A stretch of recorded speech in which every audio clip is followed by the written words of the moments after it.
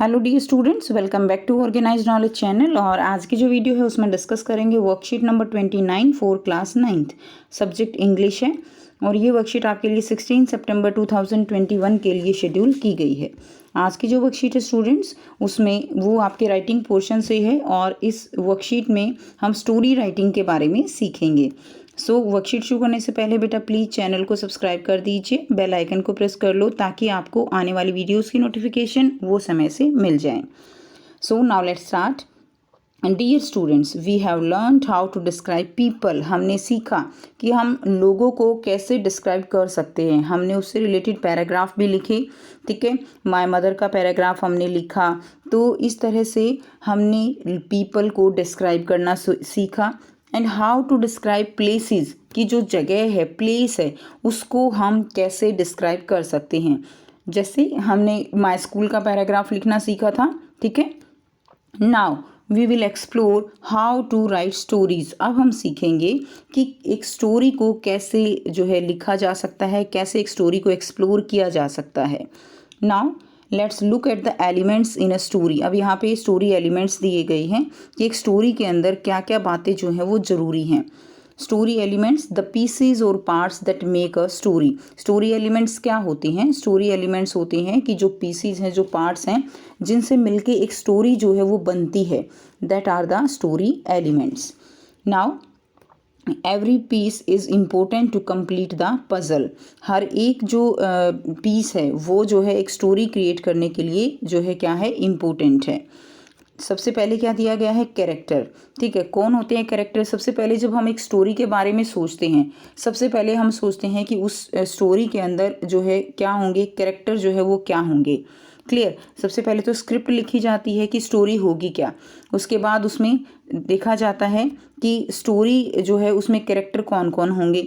The people और animals that are important to the story, ठीक है। तो जो एक स्टोरी होती है उसके अंदर जो पीपल हैं या एनिमल्स हैं वो सबसे इम्पोर्टेंट होते हैं स्टोरी के अंदर।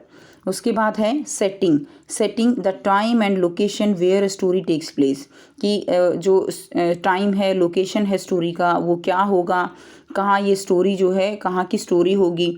तो ये सेटिंग इम्पोर्टेंट हो जाती है। नेक्स्ट देखिए, उसके बाद है की इवेंट्स। की इवेंट्स क्या होते हैं? द इम्पोर्टेंट इवेंट्स और actions that occur during the story.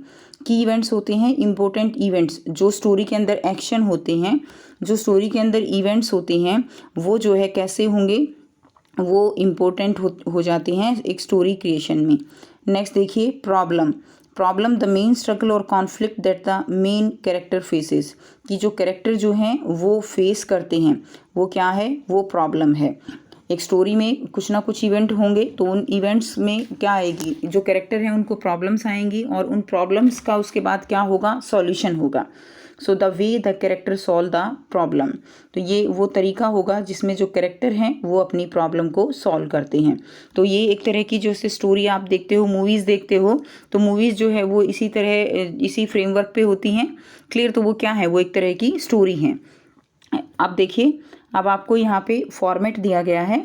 Story writing require a lot of creativity and imagination. जो स्टोरी राइटिंग है उसमें क्या होता है, क्रिएटिविटी होती है और इमेजिनेशन होता है, जिसमें ये देखा जाता है कि जो स्टोरी है वो किस बारे में है, क्या क्या उसके अंदर इवेंट्स होंगे, वो सभी कुछ जो है किसके ऊपर बेस्ड होगा, इमेजिनेशन के, कि कितना हम जो है इमेजिन कर पाते हैं, ठीक है। और जितना हम अपनी स्टोरी को इंटरेस्टिंग बनाएंगे उतनी ही वो स्टोरी जो है अच्छी रहेगी।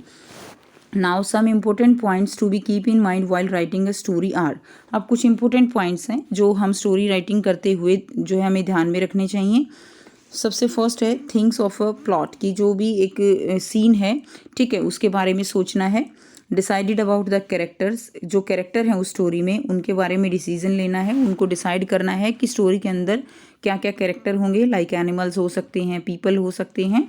गिव अ सूटेबल टाइटल, अब उसको एक नाम देना ये सबसे ज़्यादा ज़रूरी है, ठीक है, क्योंकि बिना नाम के कोई स्टोरी नहीं होगी। तो जो हमारी स्टोरी है उसके अकॉर्डिंग जो नाम सूटेबल होगा वो हमें उसके लिए फाइंड आउट करना है।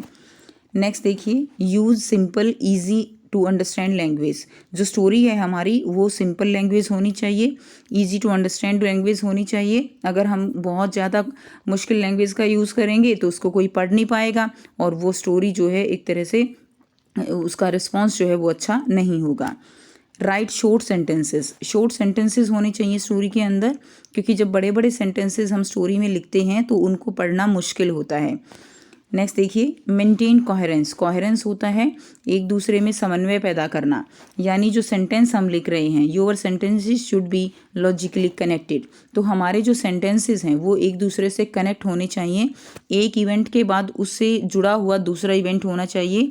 ऐसा नहीं हो कि स्टार्टिंग में कुछ हो रहा है, बीच में फिर कुछ हो गया और एंड में फिर एकदम से कुछ और हो जाता है। उससे स्टोरी के अंदर जो लय होती है, जो रिदम होती है, वो नहीं बनती है। इसीलिए एक स्टोरी के अंदर कोहेरेंस का होना बहुत ज़रूरी है।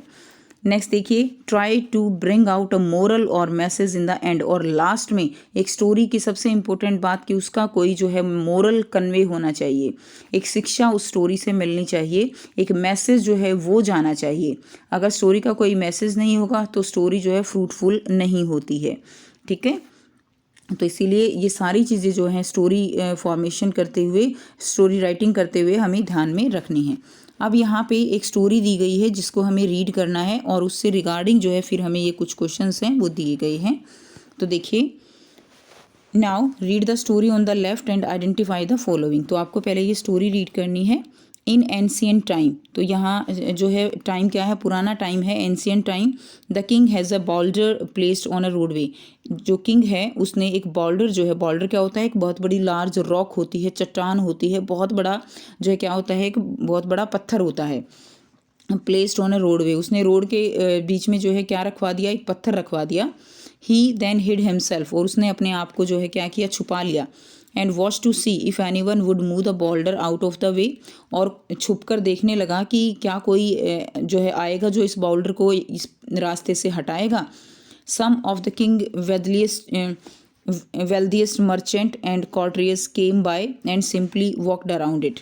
कुछ जो है जो उनके वेल्दिएस्ट जो है यानी जो अमीर मर्चेंट थे, कॉर्टियर्स थे, वो आए और सिंपली जो है वो क्या वहाँ से चले गए।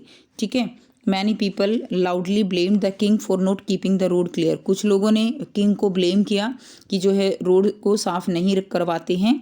तो इस तरह से यानी किसी ने कुछ नहीं किया। क्लियर, जो उनके खुद के जो वेल्दिएस्ट मर्चेंट थे, कॉर्टियर्स थे, वो आते हैं उसके जो है चारों तरफ घूमते हैं, और मतलब घूमने का मतलब कि उसके पास से निकल जाते हैं। कुछ लोग जो है वो किंग को ही ब्लेम करते हैं कि रोड को साफ़ नहीं करवा सकते। ठीक है, but none of them did anything about getting the stone out of the way. लेकिन सब बातें करके चले जाते हैं, कोई भी उसको हटाने का वहाँ से स्टोन को कोई भी प्रयास नहीं करता। A peasant then came along carrying a load of vegetable. अब एक जो पीजेंट है, किसान, वो आता है, उसके पास वेजिटेबल्स हैं, वेजिटेबल्स का लोड है। ठीक है, upon approaching the boulder the peasant laid down his burden. जैसे ही वो बॉर्डर के पास से गुजरता है तो पीजेंट जो है वो क्या करता है, ले डाउन हिज बर्डन, अपना बर्डन जो है, जो भी बोझ है उसके पास वेजिटेबल्स का, वो रखता है। And try to push the stone out of the road, और जो स्टोन है उसको रोड से हटाने लगता है।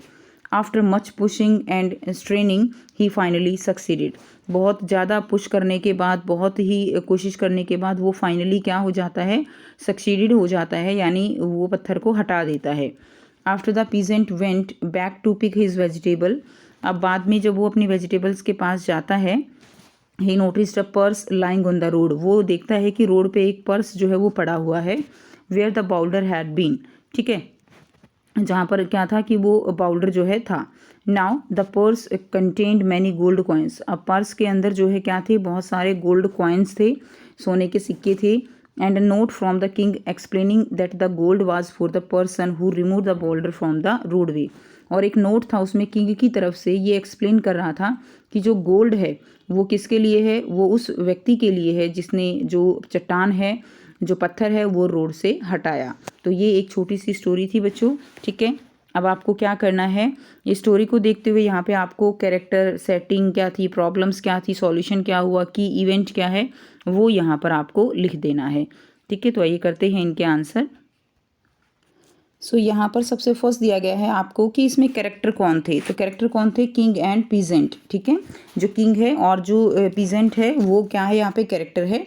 सेकंड देखिए सेटिंग, ये जो स्टोरी है ये कहाँ सेट की गई थी, इसकी सेटिंग क्या थी, ठीक है, दैट इज़ द रोडवे, जो रोड है वहाँ पर इसकी सेटिंग की गई थी। नेक्स्ट देखिए थर्ड है कि स्टोरी में प्रॉब्लम क्या थी, प्रॉब्लम थी a boulder placed on a roadway, roadway जो है वहाँ पर क्या किया गया था, एक बाउल्डर यानी एक रॉक जो है उसको प्लेस किया गया था, वो वहाँ की प्रॉब्लम थी।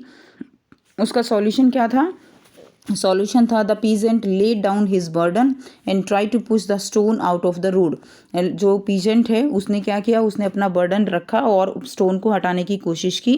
And after much pushing he finally succeeded, और बहुत प्रयास के बाद जो है वो सक्सेसफुल हो गया। ये क्या हो गया, प्रॉब्लम का सॉल्यूशन हो गया।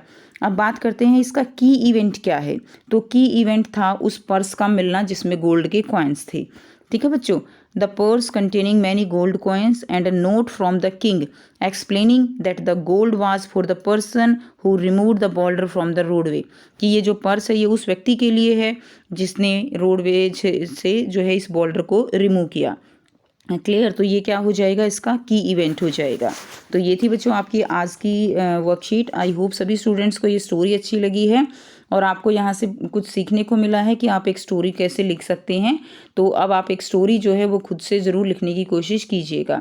सो आई होप आपको सारे क्वेश्चंस क्लियर हैं। सो अगर वीडियो अच्छी लगी तो प्लीज़ लाइक कर दीजिए, शेयर कर दीजिए और चैनल को भी सब्सक्राइब कर लीजिए। सो थैंक्स फॉर वॉचिंग, मिलते हैं नेक्स्ट वीडियो में नेक्स्ट वर्कशीट के साथ। Take care.